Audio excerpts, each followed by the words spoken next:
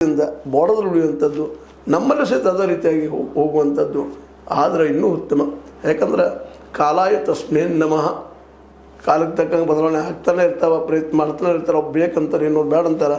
ಆದರೆ ಕಾಸರಗೋಡು ಮಾತ್ರ ನಮಗೆ ಯಾವಾಗಲೂ ಒಂದು ನೋವನ್ನು ಕೊಡುವಂಥದ್ದು. ಯಾಕಂದ್ರೆ ಕೈಯಾರ ಕಿಂಗಿಯನ್ನರ ಹೆಸರು ಕೇಳಿ ಸಾಕು, ಎಲ್ಲ ಒಂದು ಕಡೆ ಎದೆಲಿ ನಮ್ಮನ್ನು ಜಗ್ಗಿ ಹಂಗೆ ಆಗ್ತದೆ.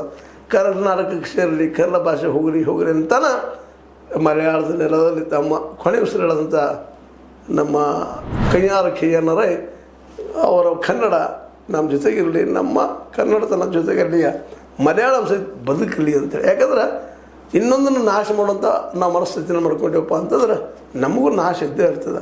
ಆದರೆ ನಾಶ ಆಗ್ಬಿಟ್ಟು ಹಾಗೆ ಆಗ್ತದೆ, ಬೇಡ ಅಂತ ಹೇಳಕ್ಕೆ ಆಗೋದಿಲ್ಲ. ಉದಯ ಆಗಿದ್ದು ಅವಸಾನ ಆಗಲೇಬೇಕಾಗ್ಯದ, ಇದು ನಿಸರ್ಗ ನಿಯಮ.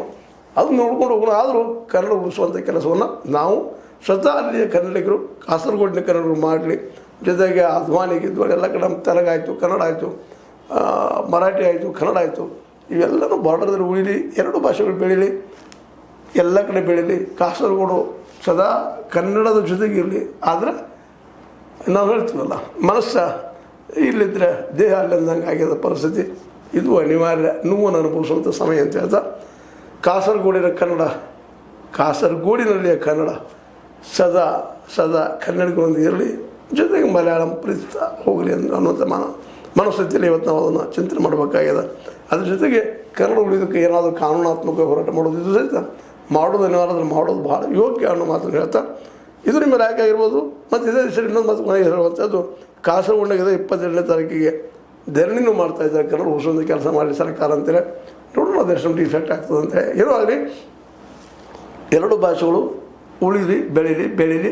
ಮತ್ತು ಅದೇ ಕಾಲಕ್ಕೆ ಎಲ್ಲರ ಜೀವನದ ಉಸಿರಾಗಲಿ. ಮತ್ತು ಕನ್ನಡ ಆಗಿರ್ಬೋದು, ಮಲಯಾಳಂ ಆಗಿರ್ಬೋದು, ತೆಲುಗು, ತಮಿಳ, ಮರಾಠಿ, ಇವೆಲ್ಲನೂ ತಮ್ಮ ಅಸ್ಮಿತೆಯನ್ನು ಉಳಿಸ್ಕೊಂಡು ಹೋಗಲಿ ಅನ್ನುವಂಥ ಮಾತನ್ನು, ಪ್ರೀತಿ ಉಳಿಸ್ಕೊಂಡು ಹೋಗಲಿ ಅನ್ನೋ ಮಾತನ್ನು ಹೇಳ್ತಾ, ಇದು ನಿಮ್ಮ ಲೈಕ್ ಆಗಿರ್ಬೋದು, ಆಗದಿನೂ ಆಗಿರ್ಬೋದು. ಲೈಕ್ ಮಾಡಿ, ಶೇರ್ ಮಾಡಿ, ಕಮೆಂಟ್ ಮಾಡಿ, ಜೊತೆ ಸಬ್ಸ್ಕ್ರೈಬ್ ತಿಳಿಸ್ಬೋದು. ನ್ಯೂಸ್ ಅರ್ಧ ದೇಶ ಸೀತಾರಾಮ ಸತ್ಯಕ್ಕಾಗಿರಲಿ. ವಂದನೆಗಳು.